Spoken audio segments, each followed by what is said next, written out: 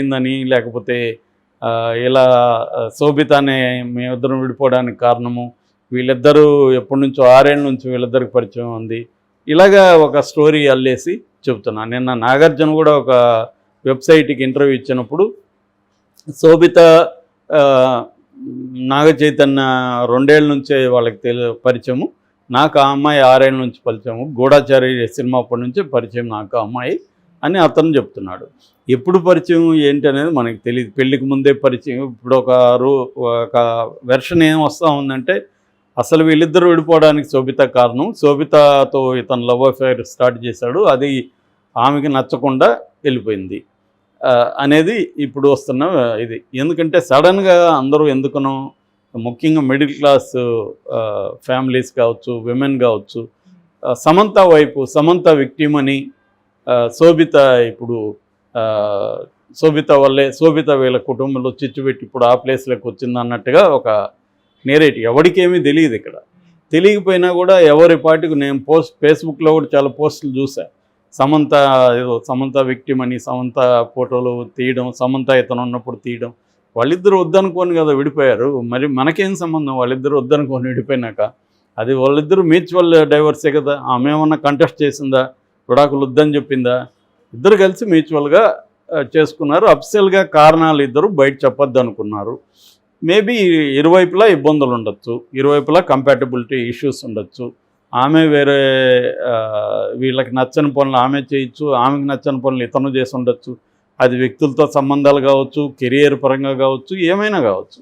కాబట్టి ఇక్కడ మనం స్పెక్యులేట్ చేసి మన స్పెక్యులేషన్ ట్రూత్ లాగా చెప్పి ఆ ట్రూత్ మనం ఇంటర్ప్రెట్ చేసి మనం ఏదో సత్యులు అయినట్టుగా వాళ్ళ గురించి మనం జడ్జిమెంట్లు చెప్పి అయ్యో సమంత నువ్వు ఇది, సమంత నువ్వు అది అని చాలామంది ఫెమినిస్టులు కూడా చూశాను పోస్టులు. ఇదంతా కూడా ఒక రకమైన మూర్ఖత్వం తప్ప ఎవరికి తెలుసు? శోభిత ఎప్పుడు పరిచయం అయిందో ఎవరైనా చూసారా? ఇక్కడ సమంత చెప్పిందా శోభిత వల్లనే విడిపోయామని? ఏమీ లేదు కదా. మరి శోభితను ఎందుకు విలనం చేస్తున్నారు? శోభిత అనే అమ్మాయి తనకి ఎప్పుడు పరిచయం అయింది, ఎప్పుడు ప్రేమలో పడ్డారో ఎవరికి తెలియదు. సో తెలియనప్పుడు నాగార్జున చెప్పింది అంటే 2 ఏళ్ళు అయింది వాళ్ళిద్దరు ఇదని. మనకు అంతకుముందు నుంచి కూడా ఎక్కడ ఫోటోలు లీక్ కానీ వీళ్ళిద్దరు కలిసి ఉన్నట్టు కూడా ఎక్కడా లేదు. 2 ఏళ్ళ నుంచే మనకు కూడా ఫోటోలు అవి రావడం అవన్నీ కనిపిస్తున్నాయి. ఇండస్ట్రీలో కూడా అంతకుముందు ఇప్పటికీ చాలామందికి శోభిత ఎవరు తెలియదు. ఈమె వచ్చేవరకు శోభిత అంటే ఎవరు రెగ్యులర్ సినిమాలు చూసే వాళ్ళకి కూడా తెలియదు. ఎందుకంటే మీ ఏ సినిమాలో కూడా పెద్ద ఫోకస్ కాలేదు. కాబట్టి శోభిత విక్టిమ్ అని చెప్పలేము. అట్ ద సేమ్ టైం ఇంకొక ప్రీతం జవాల్కర్ అని అతను స్టైలిస్ట్, హెయిర్ స్టైలిస్టు అవంతా సమంతకి. యాక్చువల్గా అతనికి ఈమెకి రిలేషన్షిప్ ఉంది, అందుకని విడిపోయారని కూడా అప్పట్లో నాగార్జున అభిమానులు ట్వీట్లు అవి చేశారు. ఎందుకంటే వాళ్ళిద్దరూ చాలా క్లోజ్గా ఉన్న ఫోటోలు రిలీజ్ అయినాయి అప్పట్లోనే. ఆ తర్వాత ఈ ప్రీతం జవాల్కర్ అని అతను గే అని, అతనికి ఈమెకేమి అఫైర్లు ఉండే ఛాన్స్ లేదు, అతను గే కాబట్టి అని అతను క్లోజ్ ఫ్రెండ్ చాలామందికి అనే వార్త వచ్చింది. ఏదేమైనా అతను ఇప్పుడు ఒక పోస్ట్ పెట్టాడు. అదేంటంటే కంగ్రాట్స్ పతిత అని పెట్టాడు. వాడు విచిత్రంగా పెట్టాడు. కంగ్రాట్స్ పతిత, రహస్యాలు అబద్ధాలు ఎల్లకాలం దాగు అట్లాడేదో ఒక మిస్టికల్గా పెట్టాడు. మరి ఎవరిని ఉద్దేశించి పెట్టాడంటే ఈమెనే ఉద్దేశించి పెట్టాడని ఒక నడుస్తుంది. శోభితనే అంటే శోభిత ఉద్దేశించి పెట్టాడు. శోభిత తనకు ముందుగానే అఫైర్లు ఉన్నాయి, దానివల్లే విడిపోయినారని.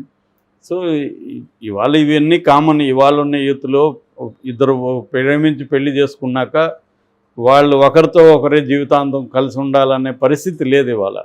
ఎందుకంటే వాళ్ళకి అఫైర్లు పెళ్ళికి ముందు ఉంటాయి, అవి కంటిన్యూ అవుతాయి, పెళ్లి తర్వాత కూడా అఫైర్లు ఏర్పడుతున్నాయి, మల్టిపుల్ రిలేషన్షిప్స్ ఉన్నాయి. ఇవన్నీ ఇవాళ ఉన్న లైఫ్లో ఇవి అందరికీ చాలామంది కామన్. ఇది దీన్ని ఎలా డీల్ చేసుకుని ముందుకెళ్ళాలనేదే ఎవరికి వాళ్ళు ఆలోచించుకోవాలి. సో అందువల్ల ఏమవుతుందంటే మనకి ఒక ఫ్రీడమ్ వచ్చింది. ఆ ఫ్రీడమ్ని ఫైనాన్షియల్ ఫ్రీడమ్ కావచ్చు, లేకపోతే ఇతర ఫ్రీడమ్స్ వచ్చాయి ఇవాళ. ఆ ఫ్రీడమ్ని ఎలా డీల్ చేయాలనేది, ఆ ఫ్రీడమ్ వల్ల వచ్చే సైడ్ ఎఫెక్ట్స్ ఉంటాయి కదా. నువ్వు నా ఇష్టం, నాకు 5 మందితో అఫైర్లు పెట్టుకోవాలనిపిస్తూ ఉంది, 5 మందితో నేను పెట్టుకుంటానన్నప్పుడు ఒకరు పర్మనెంట్గా కావాలనుకున్నప్పుడు మళ్ళీ క్రైసిస్ వస్తుంది. నువ్వు ఎవరు పర్మనెంట్గా వద్దు, నా ఇష్టం, నేను 5 కాకపోతే 10 మందితో పెట్టుకుంటాను, అంటే అది వేరే రకమైన ఇష్యూస్ వస్తాయి. దాంట్లో కూడా రావనేం లేదు. ఎందుకంటే హ్యూమన్ బీయింగ్స్ బేసిక్గా ఇర్రేషనల్గా ఉంటారు, ఎమోషనల్గా రియాక్ట్ అవుతారు, లాజిక్ని రీజన్ని ఫాలో గారు. సో అందువల్ల ఇర్రేషనల్గా ఎమోషనల్గా ఉన్నప్పుడు హ్యూమన్ బీయింగ్స్ ఖచ్చితంగా గొడవలు ప్రాబ్లమ్స్ వస్తాయి. వాటిని డీల్ చేయాలి. అంటే నాకు ఆనందం కావాలి, ప్రాబ్లమ్స్ ఉండకూడదంటే కుదరదు. ఆనందంతో పాటు ప్రాబ్లమ్స్ కూడా వస్తాయి, వాటిని డీల్ చేయాలి. నిన్ననో మొన్ననో కూడా చూసాం, ఇద్దరు ప్రేమించారు, పెళ్లి చేసుకున్నారు, పెళ్లి చేసుకొని లోపలికి వెళ్ళారు, ఇద్దరు ఒకరినొకరు కొట్టుకొని చచ్చిపోయారు. సో అతను ఇంకా చావలేదా, ఆమె అయితే చనిపోయింది, అతను కూడా చనిపోయాడు, అతను కూడా చనిపోయాడు. సో మరి వాళ్ళిద్దరూ ప్రేమించుకున్నారు కర్ణాటకలో.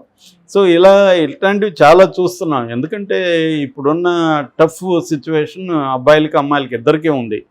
సో దీంట్లో మనం గబుక్కన ఒకరి వైపు సైడ్ తీసుకునే పరిస్థితి లేదు. కాబట్టి అలాగా సమంత ఆమె ఒక స్ట్రగులరు, లైఫ్లో ఒక చిన్న ఫ్యామిలీ, క్రిస్టియన్ ఫ్యామిలీ నుంచి వచ్చి ఈ కెరీర్లో ఉన్నత శిఖరాలకు వెళ్ళి ఇదైంది, పెళ్లి చేసుకుంది. పెళ్లి చేసుకున్నాక కూడా ఆమె కెరీర్ కావాలనుకుంది. ఇవాళ అందరూ అమ్మాయిలు అదే పెళ్ళి అనేది డెడ్ ఎండ్ ఏం కాదు కదా అమ్మాయిలకి. పెళ్ళి అనేది వాళ్ళ కెరీర్కి, వాళ్ళ లైఫ్కి డెడ్ ఎండ్ కాదు. అది ఒకప్పుడు డెడ్ ఎండ్, ఇప్పుడు డెడ్ ఎండ్ కాదు. వాళ్ళు మళ్ళీ కంటిన్యూ చేస్తున్నారు, భర్తలు కూడా ప్రోత్సహిస్తున్నారు, అది జరుగుతుంది. కానీ దానివల్ల వచ్చే ప్రాబ్లమ్స్ కూడా వస్తుంటాయి. సో అలాగా వాళ్ళు వచ్చినప్పుడు దాన్ని సార్ట్అవుట్ చేసుకొని కూడా కంటిన్యూ చేద్దామని కొంతమంది అనుకోవచ్చు, లేదు మనకు కుదరదు అని విడిపోయి ఉండొచ్చు. విడిపోవడం అంత ఈజీ కాదు కదా, ఇద్దరికీ ఇబ్బందులు ఉంటాయి. ఎక్కువ ఉమెన్ ఖచ్చితంగా విడిపోయినప్పుడు ఎక్కువ కష్టాలు ఎక్కువ ఉమెన్కి ఉంటాయి జనరల్గా. పర్టికులర్ కేసులో అబ్బాయిలకు కూడా కొంత ఇబ్బందులు ఉండొచ్చు. జనరల్గా అయితే విడిపోయిన ఉమెన్, సింగిల్ ఉమెన్కి ఎక్కువ ఇబ్బందులు ఉంటాయి. ముఖ్యంగా పిల్లలు ఉంటే సింగిల్ పేరెంట్కి చాలా కష్టాలు ఉంటాయి. కాబట్టి ఈ యాంగిల్లో చూసుకున్నప్పుడు ఇది 4 రోజులు మీడియా ఈ నిశ్చితార్థం తర్వాత రియాక్ట్ అయ్యి పోస్ట్ పెట్టింది.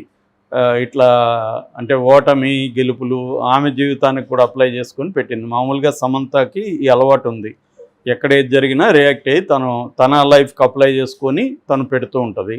సో అలాగా ఆమె పెట్టింది ఆ పోస్ట్ని. దీనికి అప్లై నాకు విడాకుల తర్వాత నన్ను చాలామంది సైలెంట్గా ఉండమన్నారు, ప్రత్యేక సినిమాలో రోలు పుష్పలో అది చేయొద్దన్నారు, ఐటమ్ సాంగు, ఇవన్నీ కొంతమంది చెప్పారు నాకు. మా ఇంట్లో ఎక్కడికి కదలదు, ఇంట్లోనే కూర్చోన్నారు.